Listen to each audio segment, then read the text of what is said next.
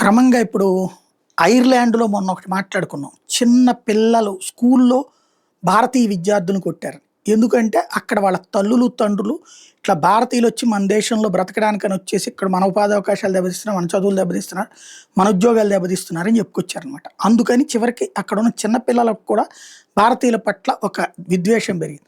అట్లాగే ఇప్పుడు అమెరికాలో మన వాళ్ళ మీదన వ్యతిరేకత పెంచేందుకు విద్యార్థి దశ నుంచి ప్రయత్నాలు ఏమన్నా జరుగుతున్నాయా అన్నటువంటి చర్చ నడుస్తుంది.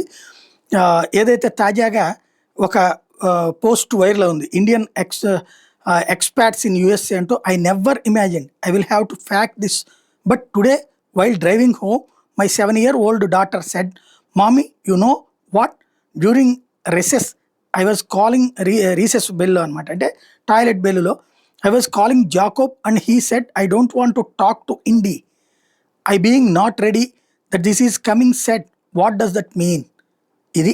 She said that means you don't want to talk to Indian. Well my daughter is Born here in USA if that matters. ఇది అంటే ఒక భారతీయ సంతతికి సంబంధించినటువంటి అమ్మాయి తన స్కూల్లో ఉండగా తోటి విద్యార్థి, రెగ్యులర్గా మాట్లాడే విద్యార్థి అకస్మాత్తుగా నేను ఇండియన్తో మాట్లాడను పో అన్నాడట. అమ్మాయి తన తల్లిదండ్రులు అడిగింది. అమ్మాయి అక్కడే పుట్టింది, వాస్తవంగా అమెరికానే అవుతుంది, కానీ ఇండియన్స్తో మాట్లాడంటే ఇండియన్ ఆరిజిన్ అయితే మాట్లాడు అంటే పిల్లల దశలో కూడా మన మీదన విషం నింపే ప్రయత్నం జరుగుతుందా? ఇది చర్చ.